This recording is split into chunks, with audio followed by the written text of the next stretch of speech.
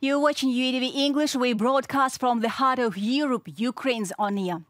My name is Anna Nichenko. Hello and welcome. The Ukrainian military strategy for 2024 and the results of 2023 for the Ukrainian and Russian armies we will discuss today.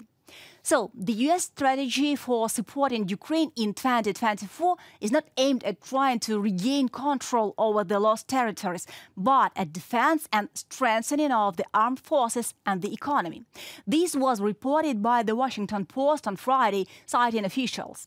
According to media sources, the Biden administration is working on a long-term strategy to support Kyiv, despite difficulties with funding in Congress. These plans do not involve significant accusations by Ukraine in terms of attempts to regain control over the lost territories. At the same time, in an interview with the Italian channel, Volodymyr Zelensky admitted that there is currently stagnation at the front due to delays in the supply of equipment.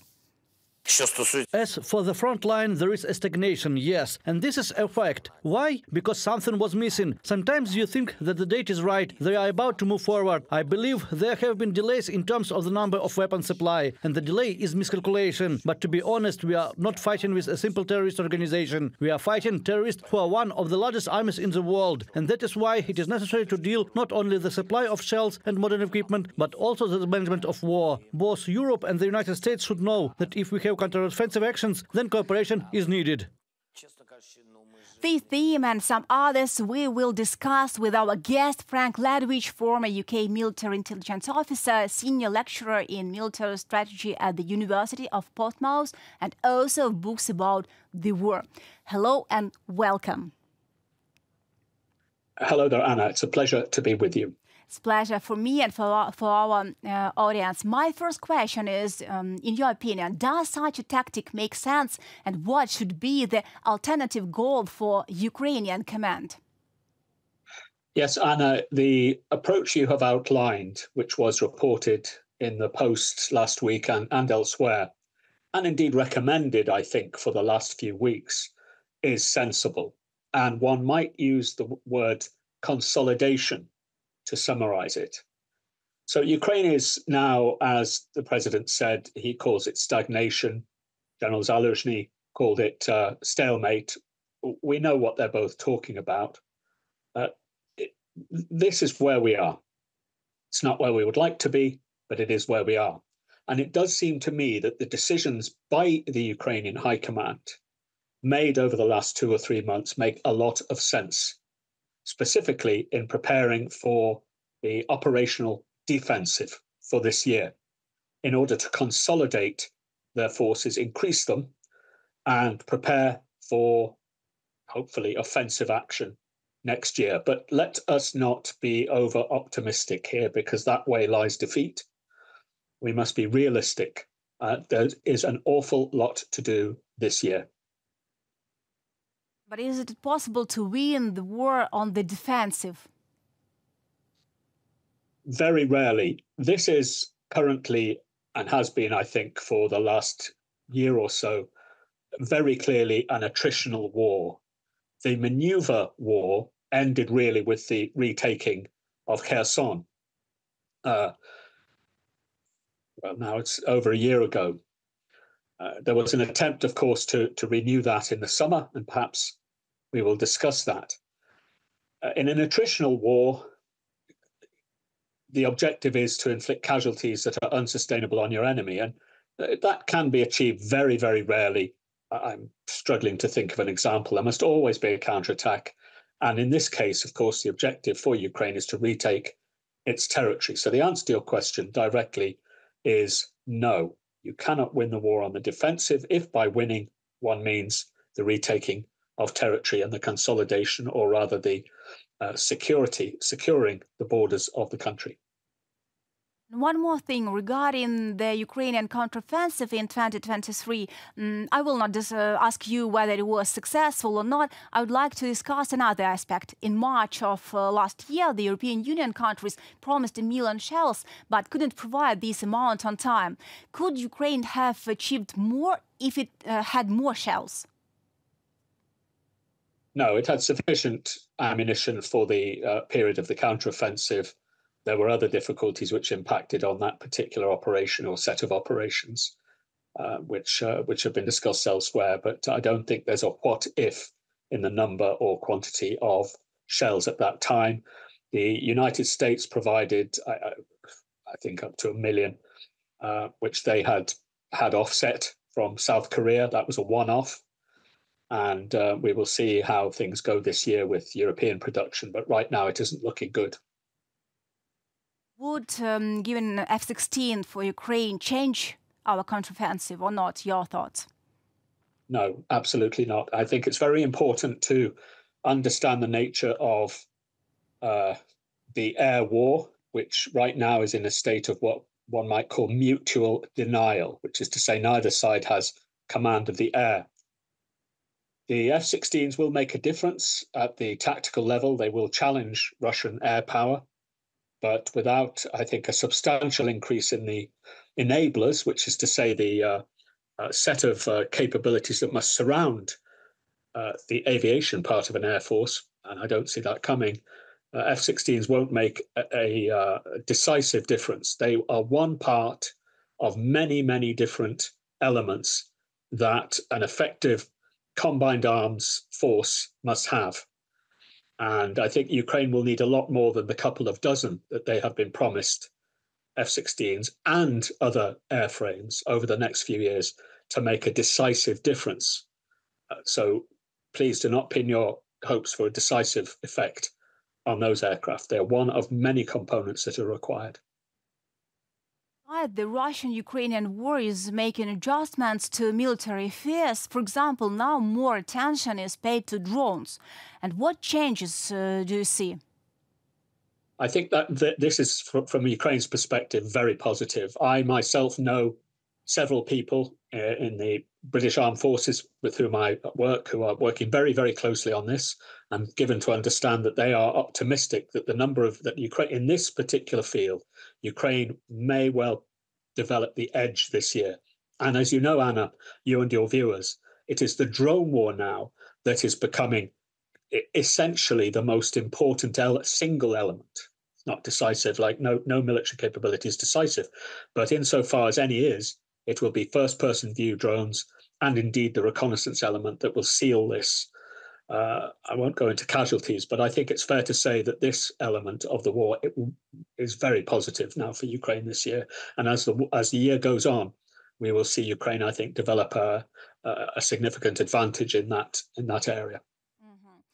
If we have such a new type of war, then why are Ukraine's partners not ready to provide us with already outdated weapons and equipment which may no longer be able to use or are less effective?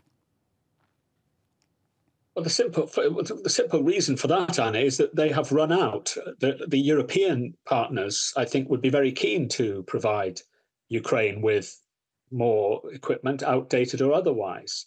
So I'll just divide that into two. First of all, the truth is that these countries, including my own, have nothing more to give. And I could go into detail. I mean that almost literally. For example, the British artillery element of the British Army is now down to absolutely minimal capability.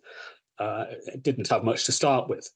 And I think the same is true across Europe with respect to the higher end capabilities. There is one exception, and that is enablers. I've used that term before. But those, I think when you talk to people at the front, and I've talked to many, as indeed you have, and you will know people there, and God help them. But a lot of what they say often is what we need really are things like armoured mobility. We need simple armoured vehicles, armoured Humvees, and the very many types of armoured vehicles, old or new, that are possessed in Europe. And old is just as good. If you're in an artillery strafe, an armoured Land Rover is as effective as you need usually. So I think that kind of thing, I think we can work harder on. For the United States, though, has as much of any element as you could ever require. So I draw a distinction between the Europeans and the United States. The United States is brim full of reserve equipment, not least high-end tanks, the M1s, that are fully capable of defeating in good numbers their Soviet or ex-Soviet Russian equivalents. Armoured personnel carriers, such as the much vaunted and rightly so Bradley, armoured Humvees by the thousands, which are very important for the front, and not to mention hundreds of artillery systems. But of course, with the artillery, there's the ammunition problem. So the United States is brimful of these things, but of course you will need Congress to clear that money. Now, there is another route which you could discuss, which I think the Americans rather inventively are developing, and that is it's not going to be particularly large in terms of numbers, but it's going to be very important, I think, and that is the Greek vector. So the Americans have done a deal over the last few weeks, as you probably know, with the Greeks for supply of certain equipment, and that is likely, I think, to provide a vector, perhaps bypassing congressional authority. But we will see. I suspect it is. This was a curious deal to do at this time. It's connected with F-35. So I don't think the flow of weapons from the West or even the US is finished by any means. Even if congressional authority doesn't go through, it'll just be done through means that are perhaps a little irregular. And it may well be that Turkey could get involved in that, because a deal was done with Turkey too, which was very timely. But those perhaps we can put aside. And in the grand scheme, to come back to your question, the Europeans have nothing left to give, but the Americans have. And but of course, the constraint again is ammunition. Really, Ukrainians are really grateful for all the support, for UK's support, for Europe's support. And now, sometimes people say that Ukraine is like a shield now, shield for Europe. What do you think about this? And is Russia? You saw 2 years. We saw these 2 years of war. Is Russia a huge danger now for the Europe? I was looking this morning at the British defence budget, and the defence budget is now calculated in two ways, or rather expressed in 2 ways. We give a certain amount to ourselves for all the things that we need, and it's quite a significant amount of money for Ukraine, and it all goes into the same purpose, which is defence of, in our case, the United Kingdom, but more generally our common European homeland and the free area of the world, which is centred around Western Europe, as you know. My fear is, and this is expressed very clearly by our senior military commanders and leaders throughout Europe, but I can only speak for the UK. I think all our fear is now that Russia is getting stronger. Ukraine is dishing out a great deal of attrition on Russian forces, but they have moved their economy, as you know, into a war footing, much like Ukraine has. However, that war footing is not visible in Europe. And this is why I'm not confident about the Europeans, mostly the continental Europeans, but us too, fulfilling our commitments, for example, with respect to shells this year, because the continent is not on a war footing, and certainly the US isn't at the moment. That's the first fear. The second fear, and this is even more significant concerning the grand strategic picture that you touched on, and that is China. China is now threatening Taiwan. Rightly or wrongly, the US has committed, or effectively committed, to imposing deterrence on China against any potential threat to Taiwan. And that's directing the US eyes away from the main battle in Europe. And should China make a move on Taiwan, that will leave us all in Europe in something right now of a very difficult situation, even more so than now. I don't expect that will happen this year or next year, but it's coming. And for that reason, if no other, Europe needs to switch itself on to the risk and the challenge to our very, I won't say existence, but to our security.